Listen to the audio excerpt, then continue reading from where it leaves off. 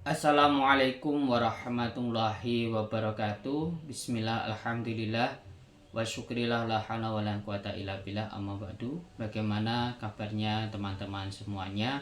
Mudah-mudahan teman-teman selalu diberikan kesehatan semua. Amin ya rabbal alamin. Pada kesempatan hari ini kita akan belajar terkait dengan metodologi penelitian. Subtemanya adalah menguji data kualitatif.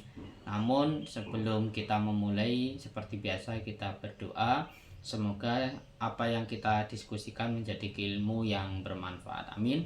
Liridai wa fi syafaati Rasulillah wa fi karamatillah Muhammad sallallahu alaihi wasallam. Al-Fatihah.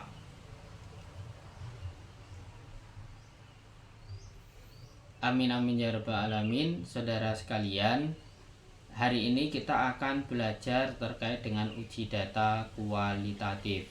Kenapa uji data kualitatif ini adalah sub sendiri? Karena setelah data-data kita kumpulkan melalui berbagai teknik, baik itu teknik wawancara, teknik angket, observasi, dan lain sebagainya, untuk menguji apakah data itu benar-benar sudah fit. Maka di sini kalau untuk penelitian kualitatif itu disebut dengan keabsahan data. Ini sama saja dengan kuantitatif, cuma beda nama. Kalau kuantitatif disebut dengan validitas data. Baik saudara sekalian, ada 3 yang kita bahas di sini. Yang ini sering digunakan oleh peneliti kualitatif. Yang pertama adalah perpanjangan pengamatan, kemudian kedua meningkatkan ketekunan, dan yang terakhir adalah triangulasi. Baik, kita bahas pertama perpanjangan pengamatan. Dengan perpanjangan pengamatan memungkinkan peneliti itu kembali melakukan pengecekan data hingga benar-benar valid. Jadi waktunya diperpanjang dalam hal kita untuk mengumpulkan data-data, baik itu melalui wawancara atau melalui yang lainnya. Jadi intinya dengan ditambahnya waktu, data akan semakin lebih baik. Yang kedua adalah meningkatkan ketekunan. Dengan meningkatkan ketekunan pengecekan data, wawasan peneliti akan semakin kuat dan tajam. Artinya apa? Bahwa mencari dari berbagai sumber dengan sabar itu nanti akan menjadikan data itu akan lebih valid, lebih baik, seperti itu. Dan yang ketiga adalah triangulasi.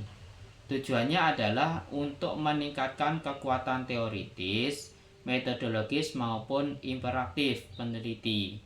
Nah, di sini nanti triangulasi itu terbagi menjadi 3, ya. Ada triangulasi sumber, ya, untuk meningkatkan data itu tadi. Kemudian triangulasi teknik, dan yang terakhir adalah triangulasi waktu. Triangulasi sumber itu apa? Itu melakukan pengecekan data yang telah diperoleh melalui berbagai sumber. Sebagai contoh, misalkan kita mau meneliti tentang kepemimpinan seseorang atau kepemimpinan kepala sekolah misalkan, maka kita bertanya kepada bawahannya ataupun teman sejawat. Jadi sumbernya berbeda-beda. Nah, ini namanya triangulasi sumber, ya, untuk menghasilkan data yang lebih valid. Nah, yang kedua adalah triangulasi teknik. Jadi pengecekan data kepada sumber yang sama namun dengan teknik yang berbeda. Jadi misalkan begini, kita mau meneliti terkait dengan sumbernya adalah kepala sekolah misalnya atau kepemimpinan. Kita sudah menggunakan angket kepada orang-orang terkait dengan kepemimpinan gitu. Nah, untuk menambah wawasan itu maka kita juga menggunakan wawancara secara langsung. Jadi sumbernya sama, jadi tetapi kita ditambah teknik dalam hal pengumpulan data. Jadi sudah menggunakan angket, kita juga menggunakan wawancara. Berbeda dengan regulasi sumber tadi. Kalau sumber tadi yang kita teliti adalah misalkan pemimpinnya, kemudian kita mencari lagi informasi terkait dengan hal itu melalui staf-stafnya ataupun teman sejawatnya dan sebagainya. Jadi orang-orang itu. Jadi kalau regulasi teknik itu sudah menggunakan angket, tetapi masih untuk mendukung itu menggunakan wawancara. Yang terakhir yaitu menggunakan triangulasi waktu. Jadi pengecekan kembali terhadap sumber lain, teknik yang sama namun dengan waktu atau situasi yang berbeda.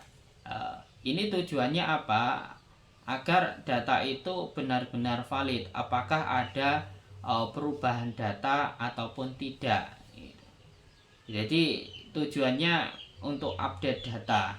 Jadi misalkan data itu sudah diperoleh di bulan Januari, maka dengan ada triangulasi waktu ini dicek kembali data itu apakah di bulan Februari misalkan sudah ada perubahan ataupun belum.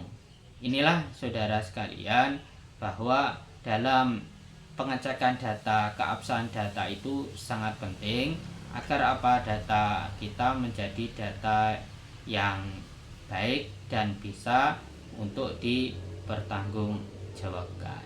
Demikian apa yang dapat saya sampaikan, kurang lebihnya mohon maaf.